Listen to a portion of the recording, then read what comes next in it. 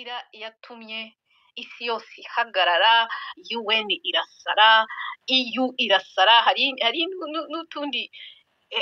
izindi agencies ntari zinaherukaga kumva zahagurutse reka zikora ama reports. Ukibaza why kuki bitakozwe kuri Goma,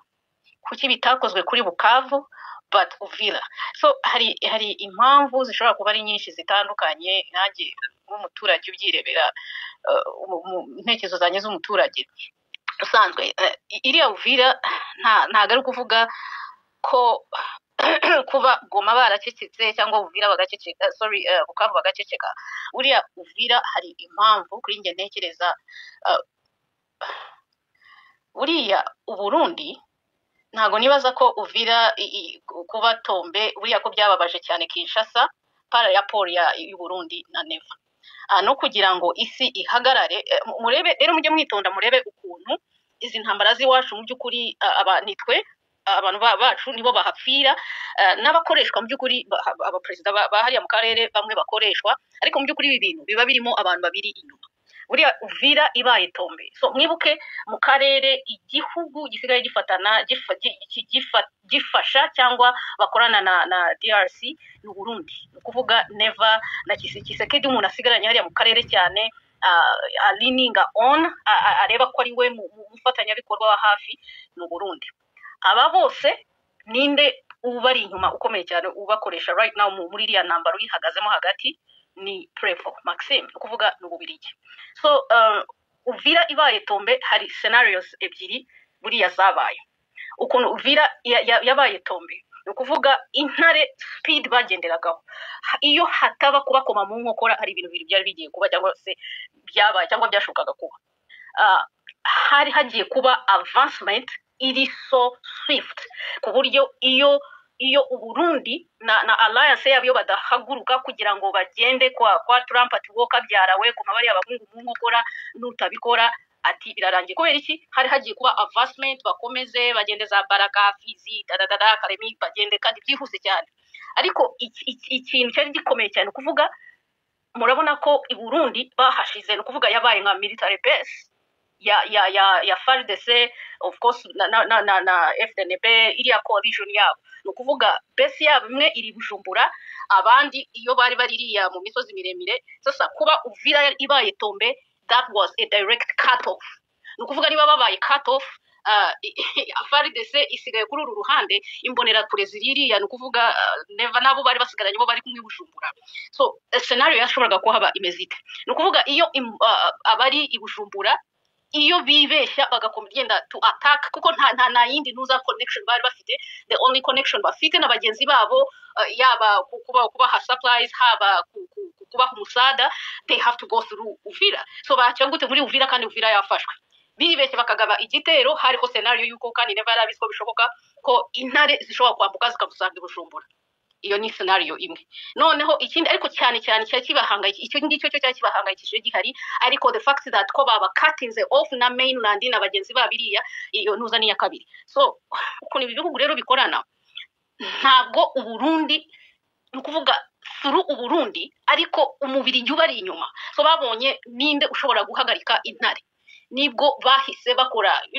abazungu barakorana, bakoze ko bashobora ba contactinga Washington to make sure bazana iriya nuza ati intare zihagarare, ati mwasinya amasezerano. Remember amasezerano ya Washington, u Rwanda ntabwo turi ku rugamba na leta ya DRC. So what does it mean? Nta nuza ya ceasefire igomba kuba hagati yacu ntabwo ari twe turi kurwana nabo. Abanyekongo AFC M23 n'abanyekongo bararwana na leta yabo. Kiriya kintu cyo gushaka kuvuga ngo M23 egal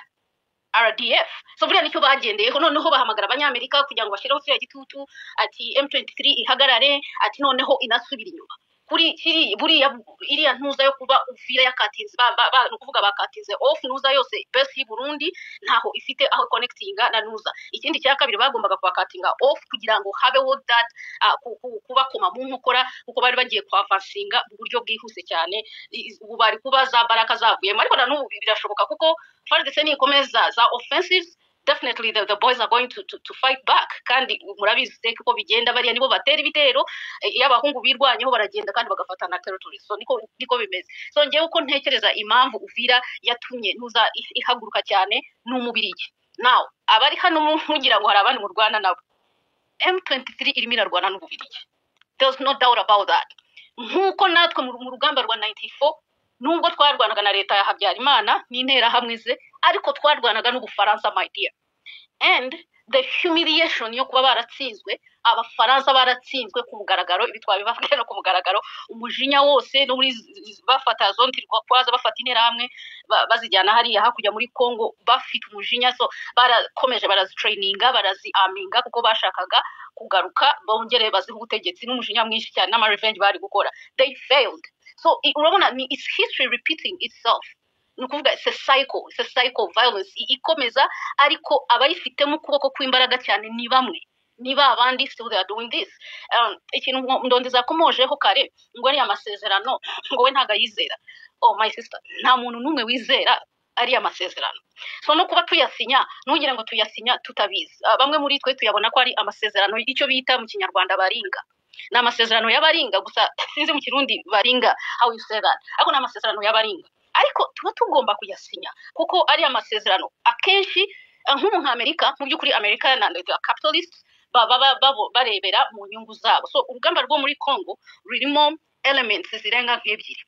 yes harimo abafitemo inyungu za business y'amabuye y'agaciro ariko aba bafite izo nyungu I can assure you ntago ari any of us hariya mu karere ibihugu bireba shinja ngo Rwanda ngo Burundi ibihugu duturanye Uganda n'ibiki n'u Rwanda n'ibiki no the people bafite inyungu y'amabuye y'agaciro banabibonamo business ni international news ibi bihugu by'abazungu nibo ariko element cyane iri at the root of ikibazo cyo muri Congo ni ideologie génocidaire noneho ukuntu bimeze kuko bo iriya chaos to maintain that chaos they like it hari impamvu nyinshi cyane first of all inyungu zabo niho bazibona cyane neza so iriya ntambara uko ibona ukuvaho yahereye muri Congo n'impamvu basutina cyane intera hamwe n'abariya baneva n'imbonera kure the target y'uriya rugamba byose byo mubona n'u Rwanda they only want to overthrow regime y'i Kigali kuko niyo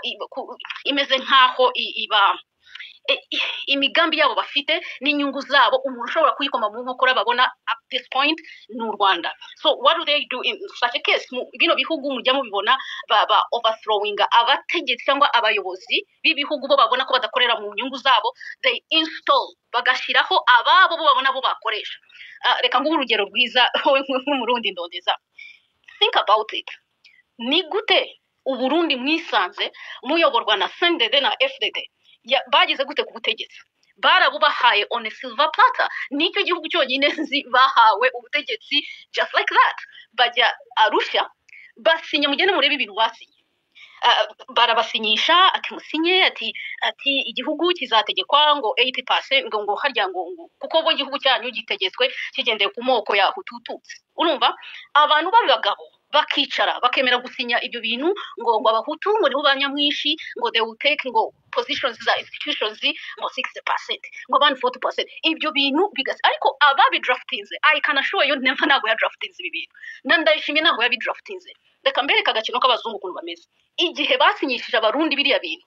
bakabahereza ubutegetsi even though they know bamwe mu bantu bari muri FDD hari ibyaha bibariho bakoze ibyaha bya jenoside kandi barabizi so to shield them babafate babahe ubutegetsi nuko bari bamaze kubona ko u Rwanda rushobora kuba rugiye kuba liberated by n'inkotanyi kandi rugiye kuboka so to balance that they were not going to allow kuko babonaga ko u Rwanda ubutegetsi bugiye bwafashwe n'inkotanyi bige kandi baba babakurikirana ko there's a possibility ko bagiye kuyobora kiriya gihugu umuntu uzazaba atari controlled they had to plan ahead and install a certain people bo bakoresha mu nyungu zabo so nta ari ibintu biba hari ukuntu baba planize ibintu byabo so ari amasezerano iyo tuyasinye mu Rwanda nubona dusinya amasezerano it's not because abayobozi bacu the visionary bareba kure cyane nukuvuga nta na rimwe u Rwanda twigeze tubona amahoro bikiye muri sinyatire just kugenda ngo ari amasezerano ayarusha twarayasinye ariko se byageze bite. So ni experience dufite ari amasezerano kenshi aba ari trap, ukuvuga ni nk'umutego baba bateze bashaka akantu k'urwitwazo. So iyo bayazanye in the name of ngo nugushaka amahoro, u Rwanda iteka n'ubuyobozi bwarwo bashaka amahoro, ariko nukuvuga aho kugira ngo bazitwaze ngo bazanye ngo deal izana amahoro turayanga, we rather sign it ahubwo noneho tukareba abo bashigikiye what are they going to do. So in the meantime as we sign nukuvuga umuheto muba mugomba kugumaho. So ni abantu ntibazibeshye ngo kungo hari amasezerano yasinywe ngo abantu bazagenda bicare babe in the comfort zone, oh we've signed this and this, then they sit back. No. So niba ari nako bari babyibeshyeho ntago ariko bigomba kugenda. So abari ku rugamba abahungu intare hariya n'amadubu, aya masezerano yose n'ubwaba bagomba ntago baryama ijisho rimwe riba rikanuye, kuko igihe cyose bazaba bari abantu babo bari kwicwa, abantu babo bakorerwa genocide, they will have to fight. Bo niyo nyungu yonyine bafite hariya ni ukurwanira uburenganzira bwabo and the right to be. Abandi abarwanira iby'amabuye, so they take advantage ya situation ihari, noneho bo bya bindi mu Kinyarwanda bavuga gusakira mu nduru. Ni nayo mpamvu ubona ikibazo cya Kongo ku rwego mpuzamahanga hari ukuntu bagenda bakagitwistinga ikibazo nyacyo, the root cause bakagitwikira completely, bakivugira iby'amabuye y'agaciro, ako gahugu kitwa u Rwanda ati karimo karasabura karasabura ati kabaye ikibazo, ubwo abandi bamaze imyaka irenga 100 basabura kiriya gihugu baraho. But you don't blame them, kuko mu gihe abanyafrika muri twa abayobozi bacu bemera bakaba ibikoresho bakoreshwa ibi bintu, so you don't even blame them that much. I'll blame our own before I blame them, kuko uyu munsi aho tugeze niba abantu bamwe bagikoreshwa muri ubu buryo Kisekedi akagenda agatanga umutungo w'igihugu cyose Amerika izasarura uko ishaka for 99 years over what? So ubwo who do you think you should blame? So ikibazo gikomeye naho ubundi ntugire ngo ari amasezerano kuba tuyasinya nukuvuga ko hari ko igitangaza tuyabonamo ko agiye kuzana amahoro. Absolutely not. Ndibaza ko abenshi turi hano abenshi ari amasezerano nukuvuga nukuzabibona bibaye, but up to now no one believes ko ziriya nuza signatures bakorera hari imbere y'amakamera menshi cyane ko aribyo bigiye kugarura umutekano cyangwa gukuraho ikibazo nyamukuru kiri hariya mu karere twese tuzi. The root cause ya kiriya kibazo abenshi birengaje badashaka no kuvugaho, until kibaye sorted ntago amahoro azagaruka muri kariya karere. Yeye niko mbibona pe. Allen urakoze cyane kandi ndabyumva cyane kubera ko urwango ruhari ntabwo rushingiye mu by'ubuno karere, rushingiye ku ivango ry'amoko kandi target y'u Rwanda. Ujya kure y'ibyo bitekerezo n'ibindi ndondeza ariko wakongeraho simbizi. Ego, while I agree with most of the things Allen and Karavuga, hari akantu kamwe mpanda kumva kandi n'ubu by'ukuri narishaka kukikawusha, ariko CNDD-FDD ntiyashitse ku butegetsi juste kubera bagiye muri negotiation, hanyuma abo bazungu bakabashira ku butegetsi. CNDD-FDD yashitse ku butegetsi mu Burundi muri 2005, niyo matora nyuma abarundi baheruka atibwe. CNDD-FDD abarundi barayitoye muri 2005. Hari igituma bayitoye hari impamvu nyinshi, ariko abarundi barayitoye. Yashitse ku butegetsi yatowe mu matora yagenze neza, hari abamenyesha makuru, hariho abarorerezi, nta bantu baje kuvuga ko amatora yibwe, abarundi barayitoye. Birababaje ariko c'est ça la réalité. Hari impamvu bayitoye, ariko je voulais juste préciser ako kantu. Ndondeza ari amatora yarabaye, ariko nuza bayoboreraho ibiriye byo kuvuga kangusetse nabonye amatora ngengo yari yabaye. I think mu Burundi niba ayubushize nimba yari yabaye niba bari bagiye gutora, none ko akundi baba bicaye bagahamagara izina bavuga ati Ndondeza kanaka ati umaze uri nawe akamanika ukuboko ati ndahari ati tutikazi, n'undi nawe bagahamagara ati ndahari ati ndumuhutu. Ibyo bintu byarasekeje numvaga ari ibintu bitabaho. So urabona bayo muri system yatorewe Arusha. Am I wrong? No, you are not wrong. Bijya bintu by'amakosa byavuye kuri Arusha. En fait, byavuye kuri Arusha, hajyaye Arusha hari impamvu habaye Arusha abarundi bakaja hamwe, kandi hari impamvu bategerezwa kumvikana. Iyo usanze hari abantu bose usanga bose bagirwa n'ibyo Arusha, ndavuga ati bategeza kuja hamwe bakicara bakaganira. Okay, none Cyagiye reka gupfa, nkubwire ikibazo cyagiye cya gupfa. Arusha. Ndabizi ariya matora nukuvuga it was very very predictable, nukuvuga umuntu wese yarazi inde uzatsinda. Noneho ikibazo Amatora ya 2005. yeah, noneho Oya. kuba let me finish. Kuba barayoboreye muri iriya nuza ya Arusha, like you said, Arusha natwe ndibuka iyo ngiye ngasoma nuza mu by'ukuri bagiye Arusha bashaka amahoro. It sounded like really genuine. Ikibazo umuntu wese yibaza, abarundi babashinga ntahe kuki bicaye, kuko ikibazo mufite mu Burundi up to today kiriya kintu gishingiye ku bwoko, kiriya kintu gishingiye ku bwoko, bayobora igihugu bashingiye ku moko, nukuvuga ni ikintu kibasubiza inyuma cyane. Kuki nimba bari bagiye kumvikana bagomba, it was really good, why did they accept gusinya kiriya kintu? Kuki bo nk'abantu babashinga nawe batikiye bakavuga ati abarundi twamye turi abarundi turi bamwe, reka tujye nukuvuga kugira ngo bayobore igihugu ntabwo bagombaga kugendera ku moko n'amasura n'amazuru, ahubwo bakagendera kuri abafite ubumenyi n'ubushobozi. Why did they do that? Areka ngoze ikintu kimwe, ntabwo uzi ko n'ibiga bya Arusha byashingiye ku moko. Reka n'ubundi biratandukanye na politike y'u Rwanda. Twebwe mu Burundi urumva bigomba gusa nk'ibihugu bifite ibibazo bimwe, ariko hajyaye Galen kugira ngo bagende yarusha. Hariho ibintu byari byabaye imbere. Hariho ababa bavuga yuko bashinyijwe kubera n'abahutu nabo bakagenda bashikaho bagenda gufata intwaro kugira ngo bagende guhabuza agateka ko kubaho nk'abahutu mu Burundi. Mugabo hakabaho n'abandi bavuga ko ari abatutsi, nabo bavuga yuko nabo baterwa ubwoba bakabona abahutu nk'abicanyi, ugasanga nabo hariho ukungene intwaro zindi zari zimbere wasanga zifavoriza beaucoup plus abatutsi, kandi nabo bakagomba kuguma ku butegetsi. Urumva byarashitse aho usanga abantu bariko baricana, hakabaho abahutu bariko bica abatutsi, hakabaho n'abatutsi bariko bica abahutu. Biraba ingwano yaramaze igihe kinini cyane gose Burundi imeze gutyo, umuntu ntashaka kuvyiyobagiza. Ugasanga rero bashitse Arusha, bagiye Arusha bariko baravugana, haba hariho icitwa G7 hakabaho n'ikindi citwa G10. Ugasanga ngo uno mugwi ni umugwi w'imigambwe iri bari kuri kote y'abatutsi, hakabaho abandi nabo bavuga bati natwe turi imigwi y'imigambwe iri kuri kote y'abahutu, kandi bose bakeneye gusangira ubutegetsi, kandi bose umwe atumbereza urutoki ku wundi akavuga ati mwe nimwe muri abicanyi, uwundi nawe ati no ni mwe nimwe muri abicanyi. Ubundi Arusha yari ije gutuma ivyo bintu bizoba bavuga bati ntihagire n'umwe aza gukumirwa. Nibaza ko ari cyo gituma baciye bashiraho na bijya vy'amakosa. Ariko ikintu kiza kubabaza rero, tugira duce tugaruka kuri ayo masezerano, nuko hariho puissance aza akabashira hamwe ngo mutegerezwa kumvikana ntivyari bibi, nk'abantu musangiye igihugu mukavugana ntivyari bibi. Ikintu kiza kuba kibi nuko ivyo muvuganye iyo hagize ubirengako kuki babandi babahagararira bakaboblija ko muteza kuvugana. Abarundi sibo bicaguriye kuvugana. Ndakwibutse Allen yuko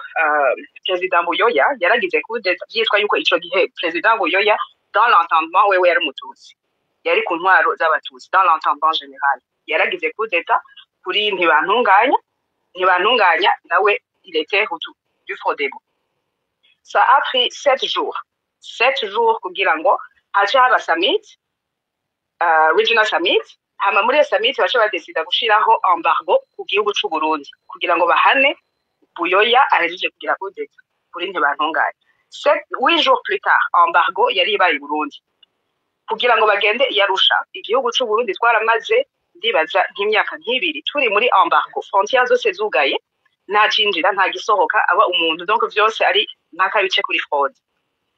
Iyo embargo yaje kuvaho ari uko bemeye kuja mu manegociation yahusha, suko babicaguye bonyene, kandi haje pressure international kuvuga ati mutegeza kuvugana, kuko entre temps twari twugaraniwe mu Burundi. Jewe narabibayemo, mugabo mu Burundi ndani hariho ingwano, hariho igisoda kiriko kiragwana na FDD, kiriko kiragwana na FNL, kiriko kiragwana. Donc hari abantu bahora bavuga ngo none ngujya CNDD FDD ngo nta parti ngo nta gace na kamwe yigeze ifata. C'est vrai, CNDD FDD ntiyigeze itsinda na hamwe, mugabo non plus n'igisoda c'u Burundi nta gace na kamwe k'i Burundi yigeze isekuriza. Donc hari ingwano mu Burundi hose, nta numwe ariko aratsinda, nta numwe ariko arafata ikibanza baravuga bati mutegerezwa kumvikana kandi ubundi ntivyari bibi ndabisubiramo mugabo babashize hamwe bakabobwije ati mutegeza kuvugana mugashika ku mwemeranya kankoze gatoya hari amasezerano yuko abatutsi bazafata ubutegetsi abahutu bakagira egero runaka n'abatutsi bakegera runaka oya suko byari oya saye amasezerano suko yavuga iki periode yonyene yari periode ya transition bavuga bati mwazofata umwaka umwe n'igice ubundi azofata umwaka umwe n'igice transition ya mbere transition okay ndabyumvise nayibutse urumva donc après iyo periode ya transition niho hateza gushaba amatora muri 2025 bande muri 2005 ayo matora rero muri 2005 niho abarundi bagiye vraiment amatora ntiyibwe abantu bose barayacungereye nibuka neza 2005 nari nkora deja nkumenyesha makuru nta bantu baje bavuga ko amatora yibwe canke ngo hari umuntu yabujije ngo kuja muri propagande canke ngo hari umuntu babujije kugira inama y'umugambi hari imigambi myinshi abarundi baricagurira baracagura CNDD-FDD ubundi bijya bintu biri mu makonda husha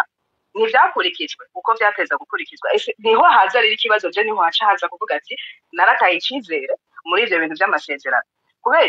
kubera je navuga nti uko ndabiharura navuga ati kwa kundi buyo agize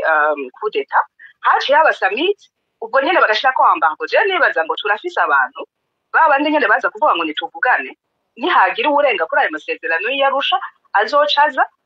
aho bantu bakaca bamushira ko iyo pression nyene bakamubuza mugabo twagiye gutangara muri 2015 ukavuga ati umupresident araje Nziza aratwaye niyo manda vyaragiye no mu butungane muri East African Community baravuga ko atarakwiye kuyironka ariko hakurikiye bire n'ibitindeo akurikiye niba nuko igihe cyangwa Nziza 2005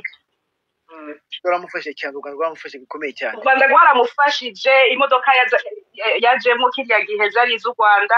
ico gihe 2005 wamenga byasa nkaho okay uburundi buravuye mu Rwanda nubwo umuntu ashaka kwagiriza akavuga ati yo CNDD-FDD n'ubundi yari ije ku butegetsi yari yakoze ibi nibi mugabo muri context ya kiriya gihe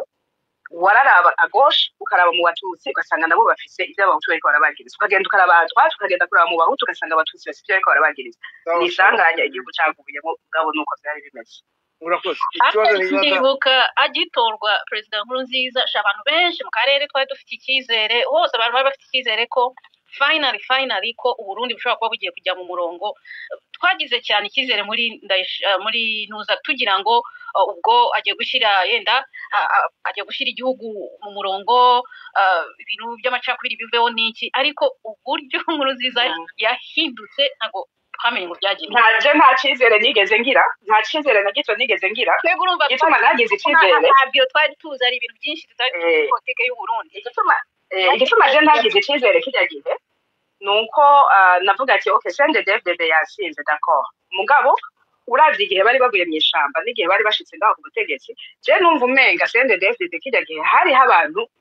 badafise amaraso ku ntoki nubwo bashigikiye CNDD-FDD atari bo bishe personnellement atari bo bari mu ishamba personnellement je numva umenga hateza kubaho clause ivuga iti abo bantu baje bava mu ishamba nibabanze babahoriente ahandi muri sinzi ko twovyita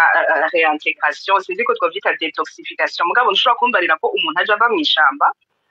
abayeho kugira fungure yiba kugira ngo nk'umugore amufata ku nguvu kugira ngo uramufashe uyo muntu kuko niko CNDD-FDD yagwana ngo uramufashe uyo muntu ngo umubarira ngo ubu ni wewe ngo uri ministre de la santé ubu ni wewe uraba amagara y'abarundi bose numva umenga ivyo bintu c'était inconcevable pour moi navuga ati hateza kubaho ama clause avuga ati mwene abo bantu ko bazwi ntibabanze bashigwe ku ruhande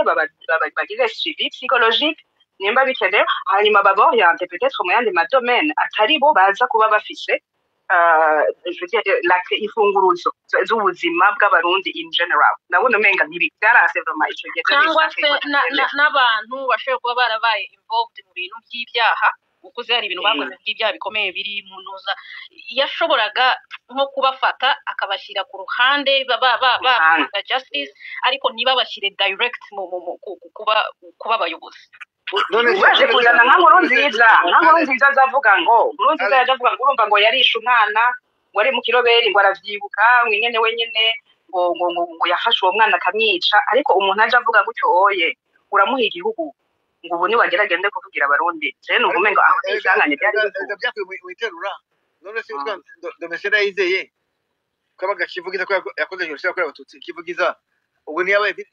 perezida hanyuma muri transition kandi tubizi neza so ibyo rero biragoye byacu reka tuhe abandi ijambo batwunganire the best hanyuma goodwill unyihangane gato the best agiye kuvuga hanyuma goodwill ukurikireho please undeganye kabiri cyese nihanganira kurenganwa Damien. Okay, go ahead. Oya ni Damien atampaye ijambo se. Navuze ni wigeze kuvuga right wigeze kuvuga yego none utavuze rero tuhe ijambo sibyo oya impamvu atari byo nasabye ijambo kubera ibyo Erin yariko aravuga ubwo umuntu ashobora kwibagira Reka mbona kibazo. okay go ahead please umuntu ashobora kwibagira wazi Damien jewe ariko impamvu nabivuze kamaze gusobanurira nuko wowe wigeze kuya intervention yawe umuntu mushasha wageze akatuma ijambo ariko nubwo yaguhitiyemo ntufate ko ariko nabaye ntabwo nakoresha nagize guhitamo utari kuko wabwize ko intervention bora kujya intervention nyuma yawe kuko the best abaye ijambo like twakomeza ijambo ryawe urakoze reka shimire the best ampaye ijambo ansigiye umwanya ndashaka kuvuga ku byo Eri naheje kuvuga Burundi n'u Rwanda hari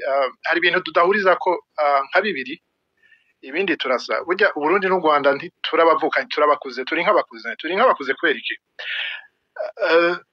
dusangiye ururimi rushaka gusa mugandi rusa n'imico ntisa cyane kahise kameze nka kamwe ariko turavye aho tugeze no munsi ari ibintu bija biratandukana cyane reka mbere ku vyo ariko aravuga by'amasezerano y'Arusha amasezerano y'Arusha afise aho yavuye kuko bagiye kuyasinya abarundi bagiye Arusha ntabwo bari bijuju bari abantu baciye ubwenge bavuye mu université bavuye mu politique abo bantu bararavye bati ikibazo c'u Burundi mbega gihagaze kuki ico bahurije ko bashingiye ko gihuriye ku bijanye na politike ariko kikagira ni n'amoko ariho havuye ivy'ibice 60% 40% muri politike 50% muri mu gisirikare n'igipolisi kuko batari bizigiraniye bavuga bati peut-être mu gisirikare n'igipolisi hagiyemo ubwoko bungana abarundi bo kwisanta un peu sécurisé kuko bokwiyumvamwo ko ari mu bwoko bwabo ariko ico cambere bahereko ca politike nico carukuri kuko abarundi bato bo mu mitumba hariya mu cyaro nkuko bivuga iwanyu mu Rwanda bo nta kibazo bari bafitaniye kuko akabi kose kava mu kanwa k'umuntu c'est la propagande c'est un mauvais message politique qui conduit à tuer les citoyens à tuer abo mudasangiye ubwoko ivyo nivyo vyabaye iwacu mu Burundi nivyo vyabaye no mu Rwanda urazi inyigisho zagiye ziraba zatangwa n'abantu bita ko abantu baciye ubwenge abagiye politike baciye ubwenge bigatuma abantu bicana hagati yabo donc pour dire yuko amasezerano y'Arusha nticari ikibazo gihagaze mbega umuntu aje gutwara igihugu aje aviza iki kuko nimba CNDD-FDD yavuye muri Rebellion aussi FPR yavuye muri Rebellion. Écoutez, depuis 2005 que le CNDD-FDD a accédé au pouvoir au Burundi et depuis que le génocide a été arrêté au Rwanda FPR ikaja ku butegetsi on peut faire mesure bien que bose iwanyu ubutegetsi buri ku gihugu c'est un pouvoir issu de la rébellion. Au Burundi, c'est la même chose. Mais ce qu'il faut voir, bega résultat nizi. Iwacu Burundi, ubiravye ivyo bareklama leta ni hutu abagiye kugwana 95 44 bavuye muri université bamwe de certains sont dans les hautes sphères de la décision politique. Ivyo bavuga nivyo mugabo le résultat aujourd'hui niyo umuntu akwiye kuraba ivyo ntandabikomvana n'ivy'iwanyu parce que namwebwe ivyo bareklama nukubaho kwari ugushobora kwexprima ugushobora kuronka ubuzima ugushobora gutunganirwa mu vyabo mais le résultat politique ni garantit ça un bon leadership ivyo abantu bashobora gupfa vyamaho mugabo uravuga uti umuntu mbega ko nagiye kugwana ashaka gushika kuri iki kintu où se trouve le résultat ivyo nivyo bibazo dufise si on compare le Burundi et le Rwanda rero nico gituma nagomba kuvuga kuvyo Ellen yavuze ntabwo wovuga ngo amasezerano yarusha ngo hagiye ibintu vya 50 60 40 ico nticari kibazo iyo duca turonka ubutegetsi buje kunwanisha abarundi koko bugakora de façon que ivy'amacakubiri ivy'amoko bitagira ikibanza umuntu akaronka akazi akaronka un poste politique kubera abishoboye nkuko iwanyu umuntu bon moi j'analyse quelquefois nkaraba les nominations ziba muri leta yiwanyu ukabona umuntu yavuye États-Unis ministre umuntu yavuye la majorité y'abantu baba nommés dans les postes ministériels ngambo mu gihugu wanyu n'abantu bafise des compétences scientifiques et intellectuelles umuntu bamushira kubera icyo ashoboye nivyo abantu baba bakeneye parce que la majorité de la population ico bakeneye si kubona ngo je suis représenté par un Tutsi no abanyarwanda bazi ko Kagame ari umututsi mugabo hariho le palpable babona le pays en 94 yari hehe et aujourd'hui en 2025 igeze hehe nivyo abantu bakeneye kubaho muri abantu bari mu bihugu bitandukanye abanyafrika aho ugiye ico gihugu ugiyemo wakigiyemo kubera giteye imbere abacubatse ntabuzi nivyo cubatswe na politiki ibihugu vyubakwa na politiki hama abantu bakabibamwo kandi ubwishitsemo tico sent bien nivyo rero c'est la politique qui guide tout hama ini mauvaise politique igida mu rupfu ivyo turimo muri Afrika politike mbirica ntikiza nta numwe ikiza nabanyeneyo ntibakiza ntikiza ubwoko ntikiza banyeneyo nabo bavyaye ntibakiza regardez tout autour de vous abana ba mu butu bari aujourd'hui abana ba Habyarimana bari aujourd'hui en fait la bonne politique ikiza bose la mauvaise politique yica bose harimo n'abayirondera merci urakoze cyane kandi uvuze neza kipe ndagushimiye urakoze the best ya ndabaramukije Damien mumeze neza Sistalen ndadeza abandi uramuvandimwe ya utararangiza reka mu ijambo rimwe ndabizi ko arena atari bukundira ariko reka tugushyireho uramuvandimwe Goodwill nje kumuta hanyuma simbagwa igira reaction na nuko nifite ko ari umuntu n'umubwira reaction hano Reaction for what, Damien? bose gato shiti yanjye bose n'icyo nateza kwandi donc duhana donc entre cette deux na Kenya bakaba président Panasenga nkaba président Panasenga yumva pesa parce que donc les négociations bakirakuramo ibintu wanje kandi abatashwa kujyana ikintu ariko ndavuga parce que c'est scientifique bose n'icyo nateza kwandi donc duhana donc entre cette deux na Kenya bakaba président Panasenga nkaba président Panasenga yumva pesa parce que donc les négociations bakirakuramo ibintu wanje kandi abatashwa kujyana ikintu ariko ndavuga parce que c'est scientifique the best komeza ijambo ryanjye yakugira imana uri umucokozi Damien uri umucokozi the best komeza agomba kunshavuza Damien oya mushavuza the best umva ko situ yatuye abantu bari kumvugira okay nabaje kubaramutsa narabashimye kino space bo biratangaje kumva yuko icyari cyiza nuko hari kuza ubuyobozi butareba ivy'amoko ikibazo ni kimwe ni gute wakwifuza amata ku kimasa ubwo deja aramasezerano yarusha ashingiye ku moko noneho ukifuza leta itari ivy'amoko kwaba ari kwibesha okay reka twibukiranye ndakeka yuko arusha ntabwo yari mu bintu nasanze muri kuvugaho ariko byaje kubera Allen twe turavuga ku byerekeye mpatse ibihugu buryo igira influence mu bihugu byacu atanga akarere kuri Saint David ko yaje agaragaza yuko bateretswe bafite abantu babazana icyo n'ukuri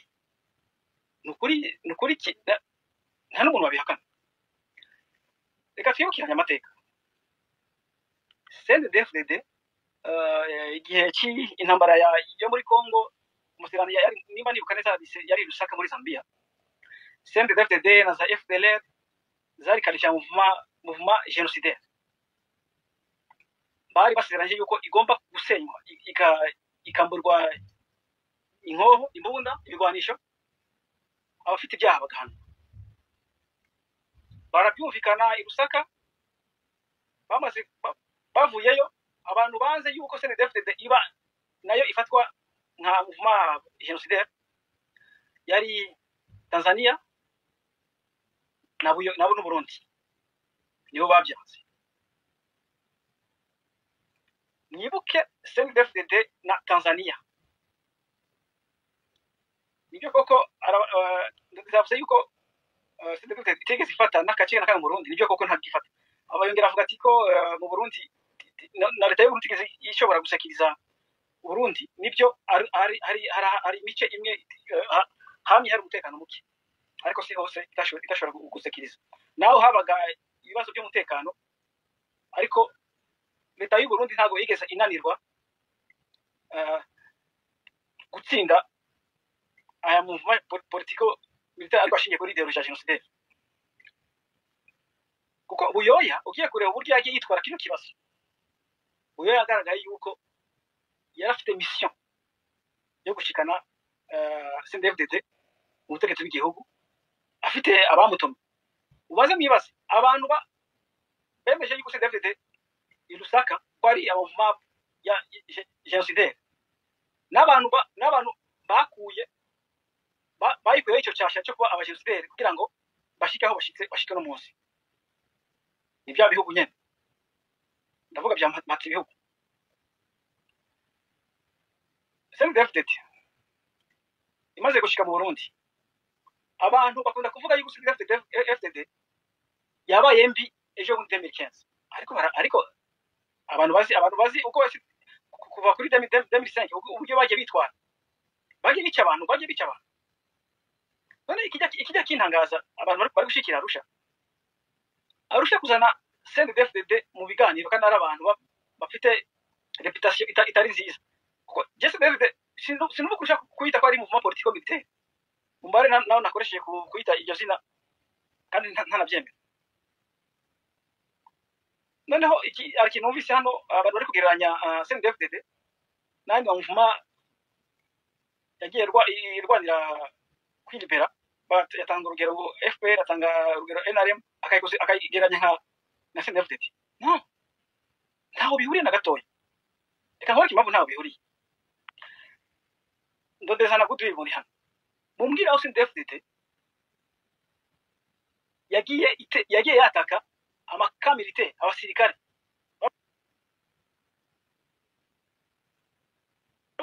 bite ishamatwara yanje ibikorwa byacu turabizi na ubiyobewe ikintu bakoraga kwari gutega amamodoka y'abasivili bagatoranya abantu ubwoko bakabica bari gutera ibigo by'amashuri bakica abanyeshuri babanje kubatandukanya ni mwitandukanye gutya abatutsi bajya hano ababyanze bakabicira hamwe byarabaye bari gutera ibiturage gutega inka zigiye kurisha nivyo bikorwa byabo gusa nta kindi ugiye kureba nta politike bari bafite ndavuga ko nta kose bari bafite barwanira kuko sinukurusha kugira ngo ufite ikintu urwanira udafite papasi yo kokipa le terrain kugira ngo ubashe kwigisha icyo urwanira kuko nose wakwigisha icyo urwanira ahantu utafashe ntibishoboka CNDD-FDD nta koze n'imwe bari bafite ituma bajya mu ishyamba kuko no kuyidefanda ntago byashobokaga bavuga yuko barwanira guhabuza bw'abahutu bari barakinishwa nibyo none se mu kujya guhabuza bw'abahutu bari bakinishwa eske wataka imihana ibiturage by'abatutsi cyangwa ukuraho iyo leta mbi ukayihindura noneho ugahabuza abo waje guhabuza kandi nimba ushaka kuyobora igihugu ntabwo uza uyoborera abantu bamwe uri kumva icyo nicyo kintu kikwereka yuko CNDD-FDD nta kintu na kimwe yari ifite irwanira kuko ntiyashobora no kwidefanda iki nacyo bavuze ku matora ya 2005 reka mbibutse akantu kambwiye nuko Senateri Sangwa yari umunyamakuru 2005 simba numvise neza nimba wibuka neza ngo ndeza nimba wibuka amatora yabaye CNDD-FDD yaramaze kuba integre muri arme cyangwa yari kiri mu makantonema, yari kiri mu makantonema, ntihari bwawe kuvanga ingabo. Reka mabwire abari hano barabyibuka amatora bari bavuze yuko agomba gutegurwa baravuye mu baturage kuko intambara barwananaga yari nka guerre civile, yari nk'iya abacengezi Damien. Kwihisha mu baturage urumva nta tero ufite control kuko wihisha mu mazu. Noneho kugira ngo amatora agende neza abe fair, kumvaga yuko bagomba kubakora mu matora batefiriwasa amatora hama bategura amatora ariko bamaze kuvanga ingabo, ariko siko byabaye. Nabari kuvuga ngo amatora the best amatora ya 2005 amatora ya 2005 ntabwo yabaye les élections générales, yari amatora yabereye mu nama nshingamateka mu kigo abashingamateka nibo batoye umukuru w'igihugu. Ariko abashingamateka batowe n'abanyagihugu, gisiri icyo nacyo uko bimeze kose bigaruka ku banyagihugu. Godwin ndi kuvuga uruhare rw'abanyagihugu mu gutora perezida uko bimeze kose ruba ruhari, naho aribo ko nibo batora abashingamateka nabaje gutora perezida n'ibyo. Ariko amaelection universelle nibaza ko bifise hariho quand même une certaine puissance par rapport à ça, hariho une force légale. Naho iwacu c'était un peu confuse baranabiprofise en 2015. Icyo navugaga ariko uribuka yuko amatora yabaye nta kuvanga ingabo birahara kandi byari biteganyije ko amatora agomba kuba hamaze kuvanga ingabo, bari bakiri mu makantonema, sinzi ko ubyibuka Godwin. Ndabyibuka kuko amatora ntiyigeze agenda neza, naho bavuga ati ageze neza, ntabwo ageze neza kuko ntiyigeze arespecta ibyo Arusha yasabaga kugira ngo amatora agenda akora ko nashaka bashyiraho gutyo. Arusha niyo yazanye ibibazo, ntabwo babeshye. Arusha abayiremye niyo mpatse ibihugu bashaka yuko CNDD-FDD ariyo iza kuyobora kiriya gihugu, nk'uko bayivuze batinya esprit ya liberation ifite bon navuga gute, batinya yuko aya amatwara ya RPF yo ideology yo kwiribera, ariko ni ukuvuga amatwara yasenyaga ikintu cy'ivangura basically amatwara yasenyaga ideology iriya iri genocide kandi wibuka yuko kwelimina ideology genocide mu karere ni ukwirukana abamatsi ibihugu kuko niyo binjiramo kugira ngo ba presence yabo igaragare muri kano karere. Ikintu bari batinya mu Burundi ni iki kiri kiba muri Congo, icyo mu kinoti wakurikiye debe yabaye muri Union Européenne. Urakoze cyane. Reka mbibutse akantu mbe Allen nimba yuko neza 2005 urazi yuko Ububirigi bari barashwanye na leta y'u Burundi kubera leta y'u Burundi yaje kwiyongera ikiringo cya gatatu kitemewe na Arusha, Arusha bayiranye n'ibandi Ababirigi nyene. Ni nk'umwana se bashwanye ati cyo twumvikanye naho uruwanje ariwe nakuzanye, uri kumva nayo mpamvu Ububirigi bushwana n'u Rwanda bahise basubira he handi bashwanye imbundi bo bari kumwe, uri kumva icyo kintu sinzi uri kumva icyo kintu neza. Urabona yuko basubiye ku bana babo ko ubu no munsi barabakira kuko bafite ikibazo cy'uko ati leta y'u Rwanda RPF ideology yabo ni ideology itwirukana muri kano karere, tugomba guhangana nino ideology itakwira mu karere kose kuko ni nani bikubwira ni esprit revolutionnaire yirukana bano batrihugu, ni esprit irwana ishaka gufata espace yafata espace yexerce son pouvoir mu kwigisha abaturage isanzabo politike yabo, uri kumva. Then après exercer le pouvoir bagomba guplanifier comment bagumana le pouvoir, conserver le pouvoir, uri kumva. Ubu etape yo mu Rwanda y'u Rwanda ni conserver le pouvoir, niyo etape bagezeho. Ejo bundi n'umusaza yabisobanura ku buryo yishimiye igisirikare uno munsi u Rwanda rufite, iyo ni etape yo gukonserva icyo RPF yarwaniye, uri kumva. Nicyo bari gutinya ati ino esprit y'u Rwanda ni sakara muri kano karere ni ukubikana abana bantu. Akabazo k'amatsiko esprit ya kwiribera eske ndikubaza Godwin Nandondeza, eske twari kwibona muri CNDD-FDD yajya gutanga imituga ikarasa inka igafata abantu ikabarisha amazira ntoki ngo bare ko ibyo bintu byarabaye